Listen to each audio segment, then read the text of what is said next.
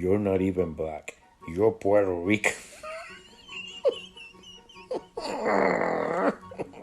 Ladies and gentlemen, another racist Gualabicha. Mira, papa, listen. All you had to do was a quick fucking search. Look at that. What ethnicities make up? Oh, African, you say? African? Mira, do you see that dude right there on the right? That's Don Tati, that's my dad. Does he look fucking white to you? Because he's very fucking black. You can go ask him, he'll tell you. Ay, mi madre. The ignorance never ends. Que tenga buen día.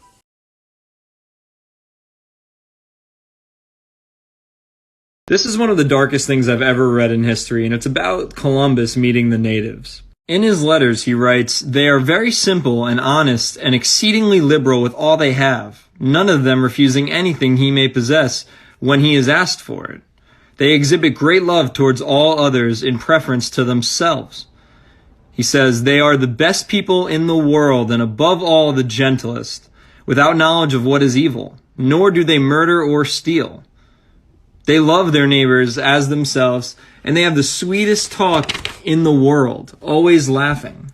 After saying all that, he then writes, "They would make fine servants. With 50 men, we could subjugate them all and make them do whatever we want."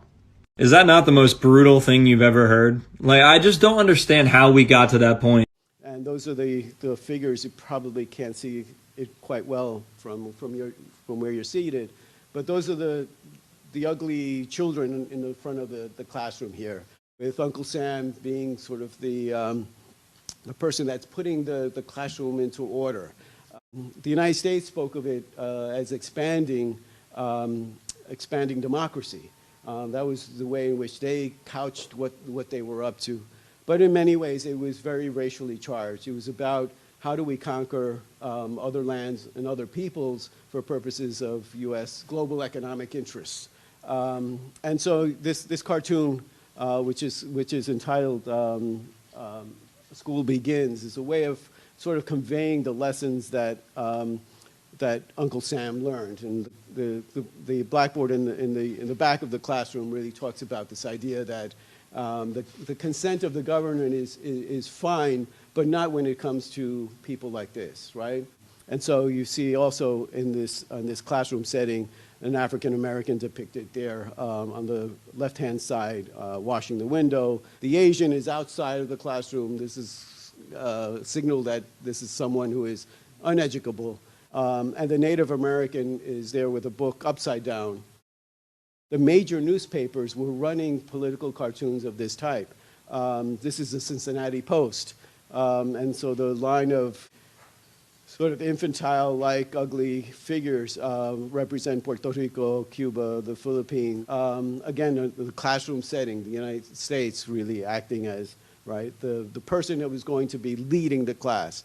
And here you have a similar depiction with Puerto Rico, Cuba, Philippines, all being depicted as infantile, people incapable of governing themselves. Uncle Sam as really in essence, the great white hope. And of course, Puerto Rico was always, and in many respects, this sort of attitude still prevails in terms of how people really think of Puerto Rico, as people that aren't able to govern themselves, people incapable of being able to manage their own affairs. And isn't that why they're in debt in any case? Not understanding, right, how colonialism has really put Puerto Rico into a very difficult economic situation, which we'll discuss. I hope we've interested you in investing in our Miramar project, our little whorehouse. I have one investor who said, "You got me when you said it was a whorehouse. I just want to tell people I own part of a whorehouse in Puerto Rico." And I said, "Well, whatever gets you." You know what? I just got to say, the Instagram murals that we're going to be able to do around the property so people can take pictures and selfies of themselves while they stay at the whorehouse I think it's going to be a hit. We're going to get some real. Yeah. We're gonna do some marketing around it. That's going to just be really fun. So, Jennifer, it's not inconceivable to own a horror house in Nevada. Yeah, that's true. But now you can own a horror house in Puerto Rico. All right. Thank you guys for coming out. I really appreciate it. And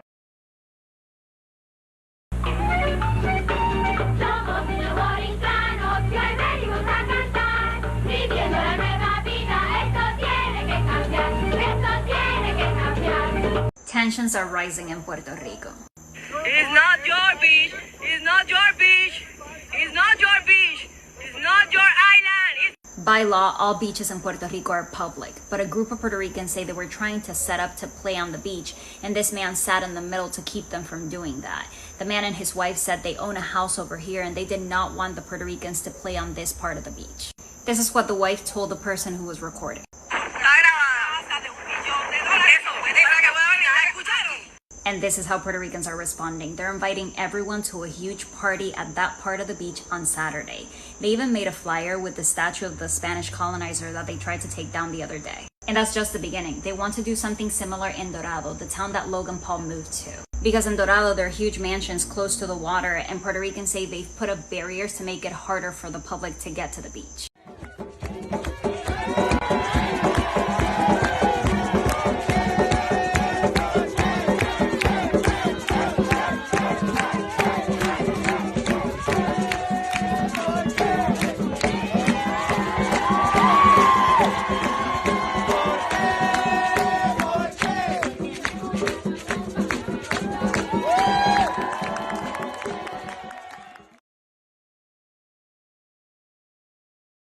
You focus on in your book as a way to talk about colonialism. Cornelius Rhodes, the doctor, the cancer researcher who went to San Juan, Puerto Rico to study anemia in the 1930s. Tell us what he did there and how he ascended from there. That's right. So Cornelius Rhodes was working for the Rockefeller Institute, and he went to San Juan in the 1930s to research anemia. A lot of Puerto Ricans were suffering from anemia as a result of hookworm. And he took his, he'd been trained in Harvard, but suddenly when he got to San Juan, he became a different kind of doctor. He took his location, being in Puerto Rico, as sort of licensed to do whatever he wanted, however he wanted it. So this is what we have accounts of. First of all, he refused to treat some of his patients just to see what would happen. He tried to induce disease in others, again, to see what would happen by restricting their diets. He referred to his patients, to his colleagues, as experimental animals. And then he wrote a letter. He sat down and he wrote a letter in which he said to a colleague in Boston, he said, Puerto Rico is beautiful. The weather is incredible. I love the islands. However, the problem is with the Puerto Ricans. They're awful, they steal, they're filthy, and the thing to do really is to totally exterminate the population. And then he said, and I started that. I've killed 8 of my patients, and I've sought to transplant cancer into 13 more. Hope you're doing well in Boston, yours sincerely, and just signed off. We know that because he then left the letter out. It was discovered. It was discovered by the Puerto Rican staff of the hospital where he was working, and it became a national scandal, understandably. Puerto Ricans had heard the scorn of mainlanders. They'd heard talk of the problem of Puerto Rican overpopulation and how mainlanders did it. But here they saw what they interpreted to be the racist homicidal intent from a doctor who'd actually killed 8 people. Cornelius Rhodes left. He just fled the island, hoping, presumably, that what happens in San Juan stays in San Juan.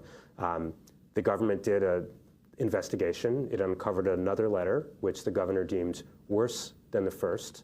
But the governor, who is appointed governor, he's a mainlander who's been appointed and not elected, suppressed that letter. We don't have it. No researcher has ever seen it or found it, and concluded, after having suppressed evidence, that Cornelius Rhodes probably didn't kill 8 of his patients. He was probably just joking or something like that. And Cornelius Rhodes never faced a hearing. Not only that, he didn't even get fired. So he returned to New York. He continued his job. He quickly became the vice president of the New York Academy of Medicine, and then during World War II, he became a colonel in the Army and became the chief medical officer in the Chemical Warfare Service. So that's not only a promotion, just think about what that allows him to do, because the Chemical Warfare Service is preparing the United States to enter a gas war if it comes to that.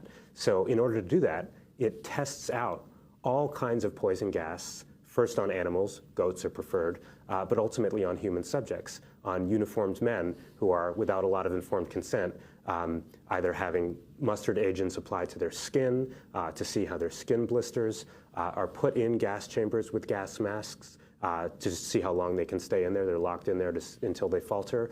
Or in a lot of cases, there's an island that the United States uses off of Panama, San Jose Island, and men are put in the field and they're asked to sort of stage mock battles. But while they do that, they're gassed from overhead, and then they see how they're affected. After overseeing these medical experiments with gas in which 60,000 uniformed men, a lot of them Puerto Rican, were subjected without informed consent to chemical weapons, and many of them suffered debilitating effects as a result of this.